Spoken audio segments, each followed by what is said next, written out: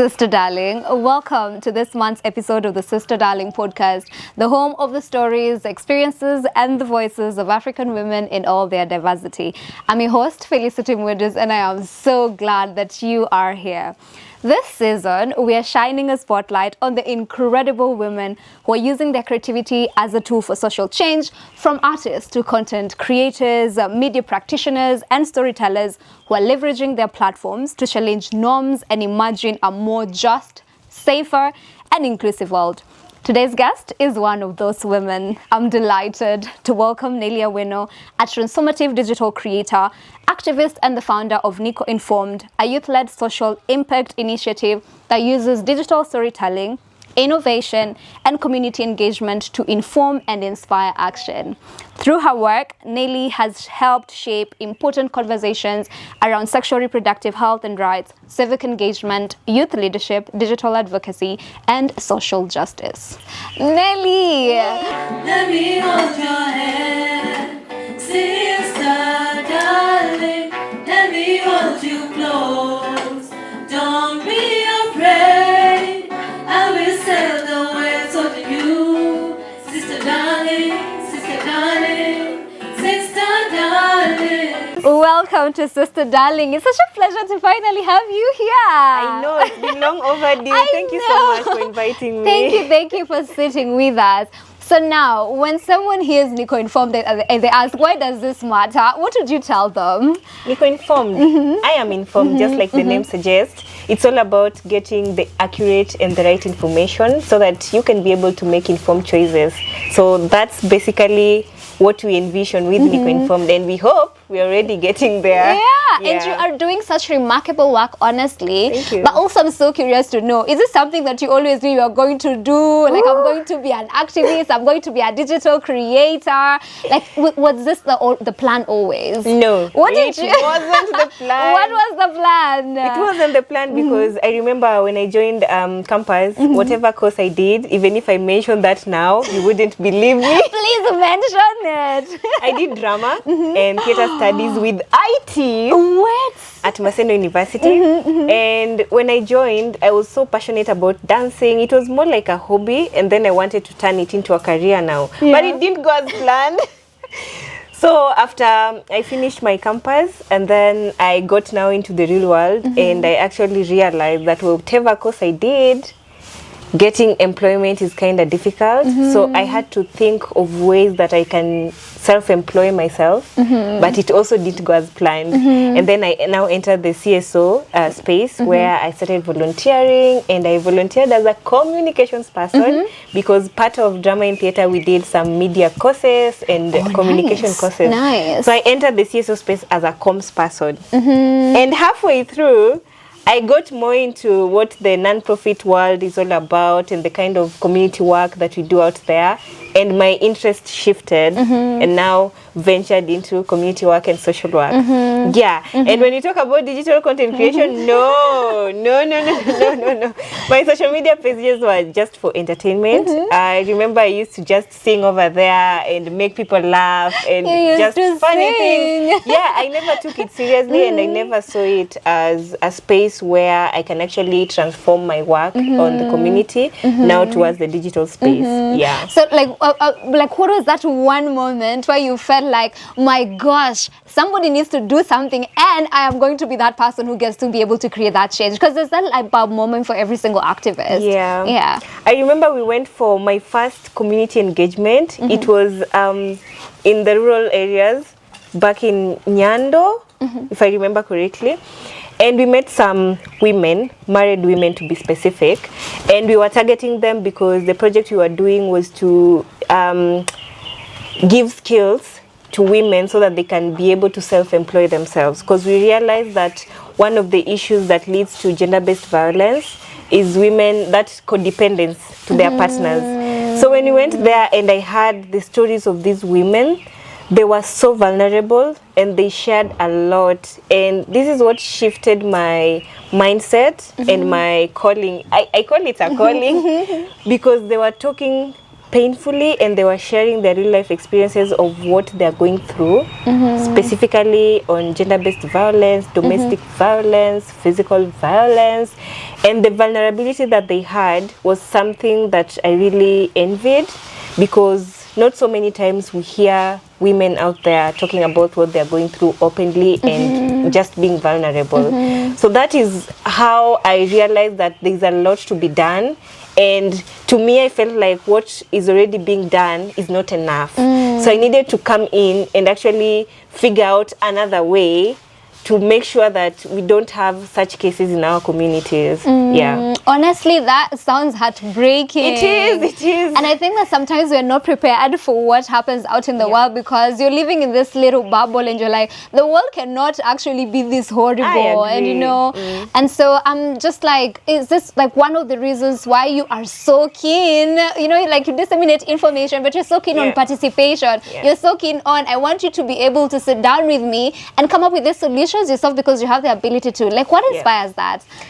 I think it's the fact that I've stayed in the CSO space for a while, and I've seen how projects, proposals, concepts, they're being tailored in the boardrooms, and we often exclude the community themselves. Like, if you say you want to target young people, if you say you want to target women, why are the women not there? In the room. Why are you deciding what they want? So I feel like participation is a big deal to me, because it makes whatever projects or whatever interventions you're doing, it's rooted in real life experience, and it's actually rooted in also needs assessment, because you want to put a project out there or an innovation out there that benefits your target audience directly. So leaving them out is already a no-no, because how are you going to measure impact if the people you want to impact are not really involved in the whole process? And I think that that's so profound, because most of the time we think about the people when now we want to come on ground and start doing the interventions, when you weren't actually on the table to get to say that these are the issues that I'm facing, and this is the kind of solution I would want. Because sometimes you cook up a solution and somebody looks at it and like, but that's not exactly what I need in this moment, you know. And that's why I think when we do these projects, we get that session for feedback. You hear them saying like, how I wish you could have done this and this and this. Because if they say that, it means you didn't have them in mind when you were tailoring that, and that should be a red flag to you as someone who is doing that. I'm also like so curious to know, so Niko Informed, what are some of the key areas that you're focusing on, that you told yourself, I have been in the CSO space for a while, and I want to be able to do something different. So what are the focus areas for you? So what informed Niko Informed is that, one, I have a bit of relation to issues on gender-based violence, sexual and gender-based violence, because I've seen how families live in that setup. I've had friends who have undergone the same. I've seen news headlines are full of a lot of gender-based violence and a lot of inequalities that affects women.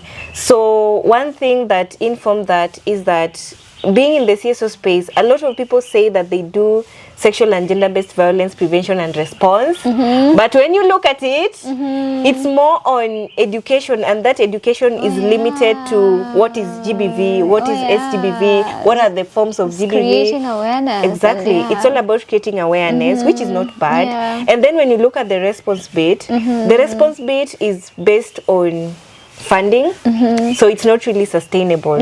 So when I looked at what I wanted to do in the gender-based violence space, one, I wanted to focus on one thing so that I don't do a lot, Mara, SRHR, SGBV, climate action. So I decided Niko Informed is going to focus on sexual and gender-based violence prevention and response. And when we did a research, because the research informed the innovation, we found out that a lot of people are not aware of the laws, the policies that actually prevents them from being violated. And that is why there is rampant cases of gender-based violence, because if I do something to you and you're not aware that there's a law that protects you from that, you won't report it, you won't stand up for yourself. So that's one of the things that we looked at. And from this research, we noticed that majority of young people, because our target age group was between 18 to 35 years.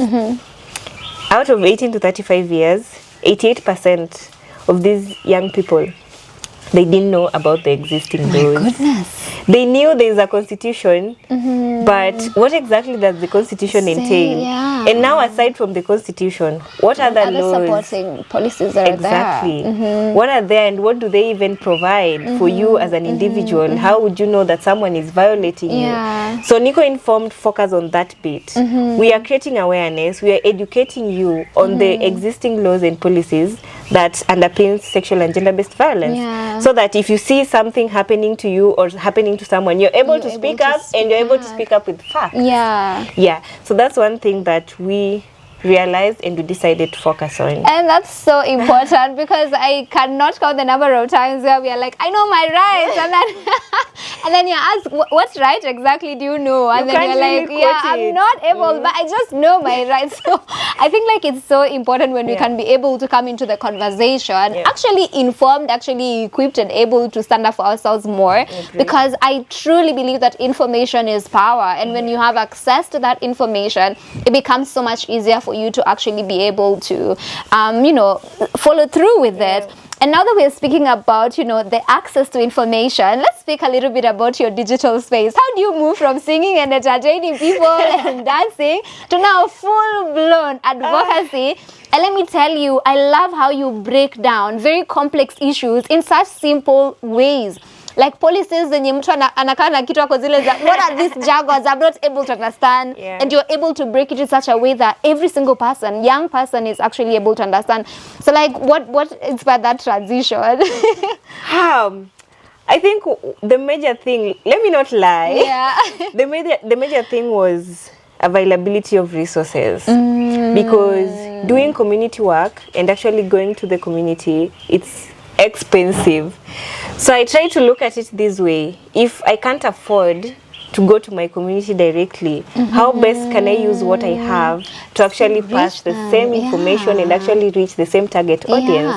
So that's why I decided to shift from community to the digital space, because it is affordable and it also has a higher reach as compared to you like mobilizing people and bringing them together. And also aside from that, I realized that tokenism is a thing, and getting people to willingly receive information without having something in their pocket, it's a riffraff. It's really hard. It is. And when you go to the digital space, I can be able to create content that makes someone willingly digest that information. So that's one of the things that informed that decision.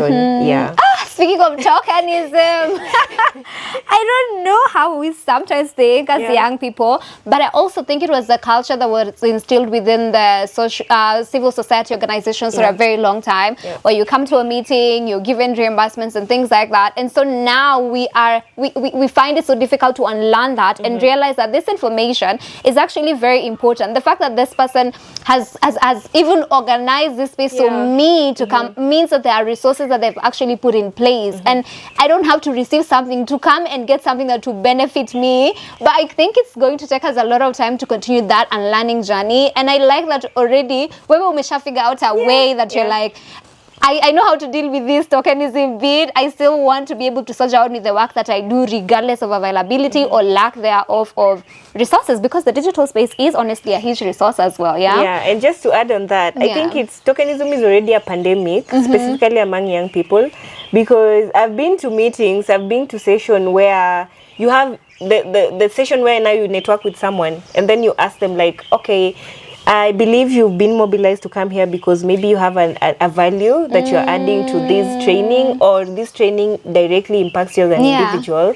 But from the people that I had that opportunity to talk to them about this, they were like, Nelly, I wonder why you talk a lot when you come to these meetings. Imagine you can just sit there, go eat breakfast, come back and eat lunch, and then you go home. But at the end of the day, you'll still sign the same amount. So whether you talk, whether you contribute, whether you do this or that, the end goal is the same. I'm just here for that reimbursement. And it's really heartbreaking, because now it makes me think that what we are doing in the CSO space, does it really impact those who are willing to be impacted? Yeah. There was a time when I used to feel very enraged about that, but also I understand there's like a lot of systemic issues that go into even issues like this, where you understand a lot of young people don't have access to even the monetary things that they need, and so you're like, oh, kuna mahali penye naeza enda kupata hiyo, I'm unemployed, I don't have access, my business is not working out, I would rather just go and anyway, so I know there's still that we need to unlearn, but also we do need to fix the systemic issues that make young people very complacent to and you know, vulnerable to things like that. I want us to go back a little bit to the digital space. Oh my God, you have such a beautiful influence. Thank you. And unajua COVID did a number on us. For some reason, kila mtu akakuwa creator time ya COVID. So like kila mtu alienda kwa digital space. Oh, sijui mimi ni influencer, mimi ni TikTok, mimi sijui niko na podcast and all these things. And sometimes we have a very big problem separating impact na influence. So not just sometimes just because somebody has the masses does not mean that wako na that impact. How would you break it down for somebody who actually wants to understand that? So I think majority of creators have the influence. But now when you talk about impact, measuring impact could be a bit difficult, specifically when you talk about the digital space. But I usually say that feedback is one of the ways that you can measure impact. And out of my interventions and out of the videos that I create, out of the content that I create and put out there on the social media, I know I have impacted people because it reached a point where someone would come to my DMs and then be like, hey, could I have your number? I have this and this, I want to talk to you. Or someone says, hey, I am so and so, I work in this space and I come across people who I work with that goes through the same things that you normally talk about, but I don't know how to assist them. So I would love you to maybe coach me or facilitate a session or hold a workshop with me or something like that. So impact doesn't usually mean directly getting someone in the community. Impact can come in different ways. For example, my impact, I measure it because I do train organizations, whether youth groups, upcoming, established.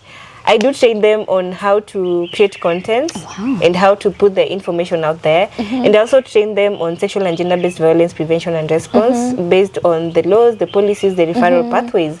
So through these workshops, through these trainings, I've had phone calls, I've had reports, I've been called in rooms where someone would stand up and say, I am here because of Nelly. Amazing. Or I am here because of Niko Informed. And Niko Informed has also trained champions. I have two people who have now benefited from Niko Informed and are now even creating content on their social media pages. Because I usually tell them it's not a matter of numbers. The fact that I have 20+K followers doesn't make me superior to you who has 500. The 500 are already people. And so impact to me is feedback.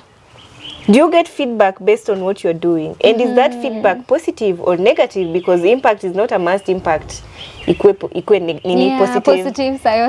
negativity is impact. And also, aside from that, we have been able to support survivors get justice. And I don't feel like getting into that because confidentiality and talking about that, it's as much as it's impact, I'm not really proud about it because saying that we help someone access justice, I feel like we shouldn't be helping people access justice because we are trying to be safe. Exactly, we are trying to be safe. We are not trying to respond after a violation has occurred. So I can't really get much into that. Oh my gosh, your work is truly admirable. We try. And no, you don't try, you do, girl, you do, and it's amazing. And so like, within the digital space, a lot of conversations are happening, a lot is going on, and sometimes like, oh my God, it's overwhelming. How do you choose what to respond to, what not to respond to? And even like now that you've mentioned feedback, like how are you able to, like, this is what I want to engage in, and these are the conversations that matter to me as a person, and even if this is trending, I need concern, I knew too. Like, it's not part of the plans that I have for me.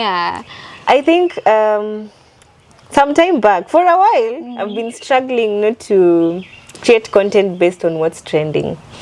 Because, you know, sexual and gender-based violence is a very, very, very sensitive topic. And you need to think about how to go about creating content around it, because you might offend a lot of, I have offended a lot of people. So Yes, you have. I have offended a lot of people, and specifically men, but that is a story for another day. So remember when I say that focusing on one thing helps a lot. So the fact that Niko Informed, as me as an individual, has focused on sexual and gender-based violence, and I know that I want to talk about laws, the policies, the acts, and the referral pathway. So that already is a baseline to figure out what exactly I'm going to focus on. And aside from that, I think my followers can attest, I usually have some questionnaires, polls, and then I do leading questions based on SGBV and the content that I do. Then these leading questions usually is a space for me to get feedback from my followers on what they would love me to talk about. We have a lot of things around SGBV. Do you want to talk about consent? Do you want to talk about the different types and the different forms of GBV? Do you want to talk about justice system? Do you want to talk about the systemic barriers, systemic issues that prevents us from ending sexual and gender-based violence? So that tactic has been helpful a lot, because it lets me not focus on what I want to put out there, but what exactly does my audience want to be put out there, and something that actually impacts them. But when I started, I say that at times I've been folding into pressure of talking about things that are trending. It's not bad to talk about trending topics, but it depends on how you talk about it. And I'll give an example.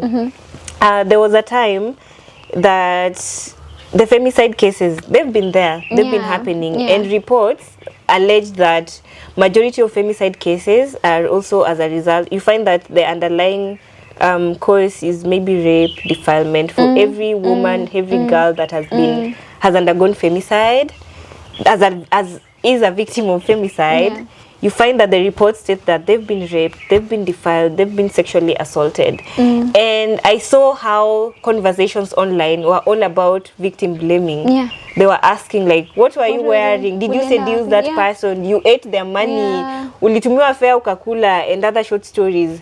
So it was a trending topic at the time, but I didn't want to talk about it as now directly as femicide and directly as increase of cases of GBV. I looked at it from the point of view of these people who are commenting and how the community themselves are reacting to this situation. And then I decided to create a video to debunk the issue of victim blaming. First of all, what is victim blaming? Because someone might say something but they don't know that they're actually victim blaming. So I decided to create a video to counter what was trending at the time and educate people on the harmful or the consequences of what they're actually doing towards the survivors or towards the victims. So there is a way around it. You just have to play around it. You jump onto the trending topic, but in a way that is not you don't share your direct opinions or you are not biased about the situation, but the main thing you want to achieve is to educate. I like how you're able to continue to stay true to the cause of why you began. And I feel like that's what digital activism and just activism in general should be about, where you have a clear roadmap that as Nelly and as Niko Informed, this is what we stand for as a movement, and this is what we want to be able to achieve. But because we are not doing this work in silo, this work is for the audience, it's for the people. We also want to be able to hear from you. What do you need from us? And then you match these two things, and I think that's the secret to your success, honestly. Honestly, I think so. And this work is exhausting. My gosh. Like, you have so many moments where sometimes you feel like, I can't. Mnishukisha tafadhali. So how do you manage to, you know, protect your peace and to continue to push forward even in the face of the myriad of challenges you go through?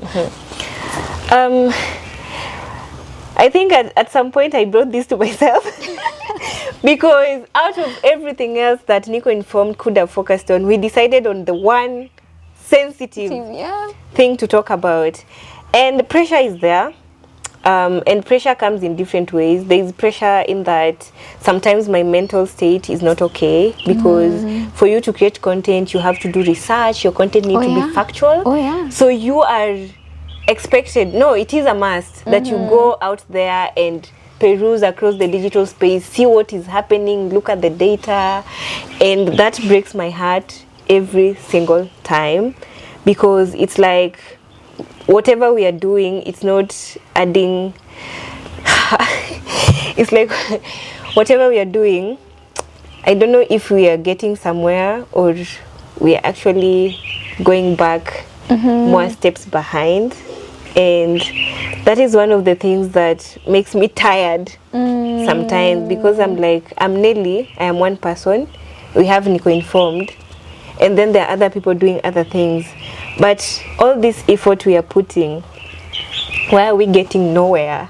So that's one of the things that makes me sometimes just, I'm like, should I delete this page and that's continue with my life as an individual? And then I think back to how many people am I reaching with what Niko Informed is doing, and that gives me more power to continue. Aside from that, I sometimes also take a sabbatical, because the online space can be toxic. The online space can be not so safe, and the online space can be cruel to you as an individual, even to the work that you do. So mostly I tend to react to my comment section, because my topics bring a lot of engagement and a lot of perspectives from different people. Yeah, they do. So I usually tell myself, I'm trying so hard, and I think I'm still struggling with it, to separate myself from Niko Informed. There's Nelly as an individual, and then there's Niko Informed and what Niko Informed does. But I think the line is blurred.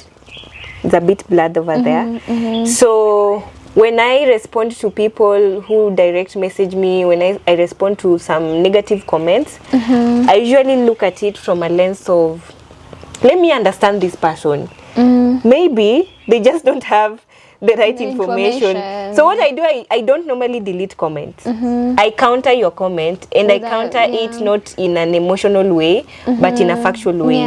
Like, okay, it's okay, that's how you think, it's okay, that's your opinion on the matter. But let me tell you that this and this and this and this, it's how this and this and this is. So it's up to you to decide how you take that information. And taking a break is not bad. And sometimes it might be called inconsistency, but I don't see it at that. Because if I create content and publish content continuously, like in a week, and then Niko Informed or Nelly decides to take a break, it's not bad. It's actually a break to restructure yourself. It's a break to also take care of yourself mentally. It's a break to look at new ways to approach things. So that's majorly what I do. I don't have a textbook answer to that, but taking a sabbatical, taking a break from creating content, that is the best way that I manage such pressure. And it's, you know, when you spoke about like how heavy the work is, I think that it's so important for us to be able to separate ourselves from our work, which is because we are our work. So sometimes it's like entangled. But I think that's so profound, because you have to understand, Aki, before Niko Informed, there's this whole woman, this whole baby human being, this baby girl that needs to take care of herself, because if you're not well, then you're not able to be able to show up and do the work that you need to do with the amount of effort and zeal and consistency that it deserves.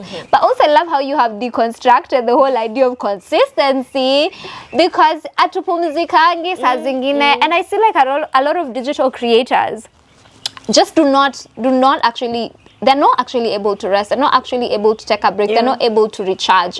And at some point it just gets too draining, and now the person before the activist, the person before the creator is so deeply affected that the work at some point just becomes you know. So I think that's super, super, super important, honestly. It is. But because you've spoken about a lot of things about the digital space, and I just want us to go back a little bit, and you know, if you could change one culture of how we communicate and how we operate online, what would that be? Not everything is a joke. Not everything is a joke. Because I feel like sometimes we are regressing because we tend to put information about sensitive topics out there in a joking way. And as if I was an audience, and every time I come across information like that on a sensitive topic and it's being taken jokingly, I don't know. To me, I wouldn't take it as serious as it should be. So a lot of people have, I'm not against using skits, using satire, using all those forms of edutainment. But at times, even if that's the character that our audience is used to, I wish and I hope that someday we would maybe shift a bit when it comes to talking about sensitive topics. Yeah. For example, topics on femicide, topics on gender-based violence. Why are we making a joke out of it? As much as that's the content that people ingest mostly, but doing one video or two away from what you're usually, the norm that you usually use in getting information out there, it's not bad. Yeah. Because I don't want to mention names, but if I want to put across an issue on GBV and then I do a skit about it and the skit is comedic, how sure are you that people, the audience themselves, they are getting the seriousness of that issue? Yeah. Sometimes even holding a camera and just having a serious face and actually talking about this, to you, as an audience who is watching this, you might see the level of seriousness on that topic. Yeah. But if you crack jokes in between, if you laugh in between, naeza sikia hiyo content and then I'm like, aki huyu nani anajuanga ku create content, ona venye nimecheka. And another culture that I would really love for people to embody is throughout the comment section, you know, is where engagement is most at. And you find that someone cracks a joke or comments something that is violating someone, and then you don't respond. You don't do anything. Even silence already. Silence speaks a lot. Yeah. Silence speaks a lot. So the fact that you don't respond to this person, or if you respond, you also respond in a mentality that sitaki kukosea huyu mtu. So acha niendelee na hii joke yake. I think that's a culture that majority of us who are using the digital space to talk about this information, these sensitive topics, we need to embody that. Like, you can delete if it's okay. You can delete that comment. Or you can just counter that comment with something positive or in a way that is educating this person. Because if you keep silent, I'll go there to the comment section and then I'll read one comment and then I will comment there, and then someone will comment, and then it's a whole conversation. And that's where a lot of misconceptions comes in. That's where a lot of misinformation occurs in the comment section. So as creators, why don't we engage effectively and in a positive way across all comments? Najua unaweza pata 200 comments or 1,000, but come on, take your time. If this is what you do, take your time, go through those comments, each and every one of them, because comment section pia ndio mali unaweza pata content for the next pieces. Because unaangalia how these people reason and how they think, and then through that it can inform what you do next. I think that's really important. Honestly, when you mention not everything is a joke, wow, we have a culture where we are joking about every single thing. I'm just like, a woman was just killed. Like, what's funny? A child has just been defied. Why are we laughing about it? Like, why are we joking about such important matters where we actually need to be having serious conversations? Why are you tolerating comments that are actually devaluing, violating people within your comment section and claiming to actually be a digital activist? Then we need to, you really have to reassess your activism and just be like, no, mi nakujaka tu kujibaba, mi nakujaka tu creator, because then you're not a digital activist, you're a digital creator. And that's actually what takes us back to the conversation you were having of influence versus what impact actually looks like, you know. I'm curious, is there like one project within your digital space or with Niko Informed that you are like, oh my God, nimefika, come see me, like I made my mama proud? Has there ever been such a moment for you? Yeah, there has several. Oh wow. But I think one that stood out was that there is a toolkit. Now, aside, before I come back to the digital aspect of it, Niko Informed also does community engagements. Yes. We do on-ground activities and on-ground sessions. So one thing that we did that I think I hadn't mentioned before is that we developed a toolkit with the community it's an intergenerational toolkit to hold intergenerational dialogue between older generations and younger generations on female genital mutilation and cutting and child marriage. So initially, this came out in a funny way. We went for a session and then I was having conversation because we were different people from different ethnic groups, different communities, and it was over tea actually. We were just talking and someone mentioned that so many people associate child marriage with a certain with a specific group or a specific ethnic group and a specific region in the country, which is not actually the case. Because if you look at the definition of child marriage, you first of all have to look at who's a child. Someone who is below 18 years. So why are you saying child marriage is only on specific parts of the country? Even amongst us, even here in Kisumu, in Nairobi, wherever, child marriage happens. So they were talking about how different organizations, different CSO spaces, we take these interventions on FGM and C and child marriage in other parts of the country. But what are we thinking about where we actually live in? Because people have migrated. People have moved from one place to the other. So why are you only taking information over there?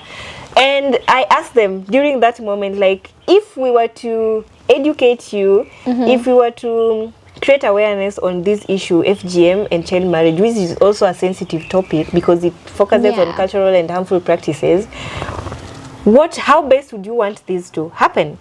And their first response was, first of all, don't talk to us alone. We're not the ones who are making these cultural, how are they called? How are they called? The norms. Norms, the cultural norms. Yeah, we're not the gatekeepers. So involve those elders, involve those women who are taking part in these things, and then also involve us because we are the ones who are actually getting the brunt of the action itself. So they said, if you were to be educated on this, I would come there if also these other people are there. So it becomes a joint session. And another thing they mentioned is that we are tired of classroom setups. Why are you sitting us down and then someone is standing there and why you want to teach us, what is FGM? How do we prevent all this? No. Bring it in a fun way that will reduce the tension. So through that is how we develop this toolkit. So this intergenerational toolkit is all about having conversations with older generation, younger generation on FGM and child marriage, but through participatory educational theater because they didn't want the classroom setup. So we did a research with these elders. We sampled the elders and then we told them to help us curate a story. Could be a real life story, but we wouldn't put the characters themselves. And then we developed short story based on real life. And then we place it there. So through this story, we read the story to them and then they take roles like, hey, I want to be this person. I want to be Nelly. I'm the one who is undergoing FGM. I want to be Watamu. She's the one who the parents refused to undergo these practices and then she did her education and all that. So there was that contrast. The characters, they have that contrast.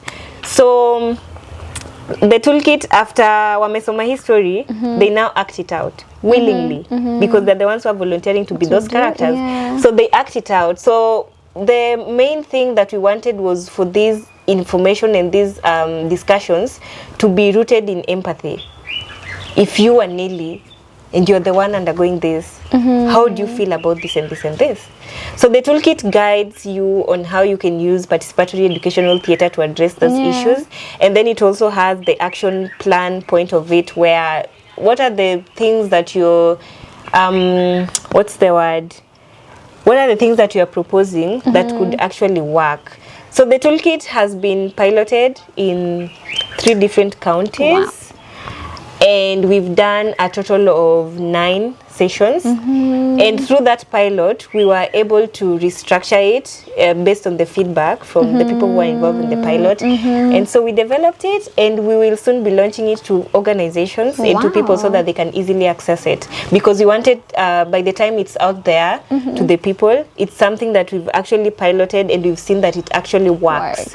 So that's bring us back to the point of community involvement in tailoring things that benefit them directly. So that's so impressive. And you know, the crazy bit is how you so seamlessly break down data into actionable and things that people can actually be able to communicate and have access to. Because I feel like sometimes with the complexities of research and data and all that, we don't know how do we translate this in a way that it makes sense to the person who's actually undergoing these issues. So it's so impressive, and the fact that you're also using Activism to be able to just bring it all together. Kwanzaa, you are so multifaceted. This is really impressive. Tell me another project within the digital space. So we did a campaign, and the campaign was based on Sexual Offences Act, which is one of the laws, one of the policies that underpins GBV, and ones that Niko Informed focuses on. We focus on the Sexual Offences Act of 2006 and the Protection Against Domestic Violence Act of 2015. So off ground, Niko Informed translated the specific section of the Sexual Offences Act, and we translated it into Doluo and local slang. So it's a mixture of Swahili, English, just the way you can talk to your peer. Wow. So it's both in written text and in a digital format. Oh my God. So through this, we started a campaign where we are breaking the Sexual Offences Act into bits in a way that an audience can easily understand, because hiyo kizungu inaongelelewa kwa those nini that very very very difficult for me, even for someone who has, well, I consider myself learned, but reading them and actually understanding them could be an issue. So the campaign is still ongoing, and we are trying to bring on board more people so that we don't only focus on Niko Informed platform alone to disseminate this information. So I think it's a proud moment because we've now shifted from on ground, and now we are in the digital space, and also it's a proud moment because those videos, as compared to the content we've created before, these specific videos on this policy, it's really getting good engagement. And good engagement, I mean like someone actually coming to the comment section to your direct messages and saying, I didn't even know that this is an act that exists in Kenya. I didn't even know this is the definition of this and this and this. I didn't even know these offenses has these penalties and all these fines and all that. So that's really good. It is, and you broke it in a language that the people locally are able to understand, but also the young people whom you talk to and whom you like engage with your work a lot are also able to understand, because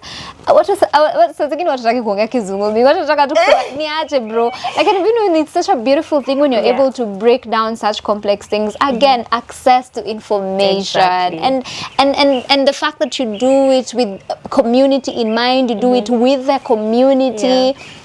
Truly, it's impressive work. It's such impressive work, Nelly. And hopefully we'll do more. And you will. And you're already doing like so much to be able to reimagine the world, imagine the digital space, reimagine activism and just access to information as well. And so, as somebody who's Niko Informed, what does an informed woman look like to you? Are you able to make decisions? And I mean decisions that don't negatively impact your life. Number two, are you able to stand up for yourself? Because with information, you can stand up for yourself in several ways, not only in violations. That is all. And then an informed person, come on, it's attractive. It's attractive to be informed. Just imagine being able to speak up somewhere and then you're speaking factual things and you're speaking from a point of being informed. Yeah, So that's it. It's attractive as a woman. It is. It truly is. But it's so important. Are you able to make decisions for yourself? Like, I think that's so powerful because for a very long time, again, systemic barriers, which we will talk about in another conversation another day, has ensured that women are not able to actually make decisions for themselves because women haven't had access to information, because information systemically has never been disseminated to them, you know. So I feel like that's such profound work you're doing. It's so impressive. Thank you. And now, during this moment, I would like you to look over there and speak to a sister darling who's listening to you and write them a love letter in one sentence. What is it that you would tell them? Sister darling, take it slow and always be your authentic self, because there's nothing more powerful than that. You have heard it from Nelly, sister darling. Take it slow. And I don't think there's anything more important than that, honestly. Yeah. Thank you so much for hanging out with us thank today. you. This has been truly incredible. I've enjoyed this session. And it's so good to talk to a fellow sister darling. I know, sister darling. Hi. Thank you so much for joining us for today's episode of the Sister Darling podcast. If this conversation resonated with you, please don't forget to follow, subscribe, and share it with another sister darling. You can also join the conversation by following us on all of our social media platforms. Remember, sister darling, your voice and your story matters, and somewhere in the world, another sister darling is waiting to hear it. So live loud, live free, and live bold. I'm Felicity Mudis, and this has been the Sister Darling podcast, where African women's stories are the movement. Until our next conversation, keep telling your story. Let me hold your hand, sister darling. Let me hold you close. Don't be afraid. I will sail the waves of you, sister darling.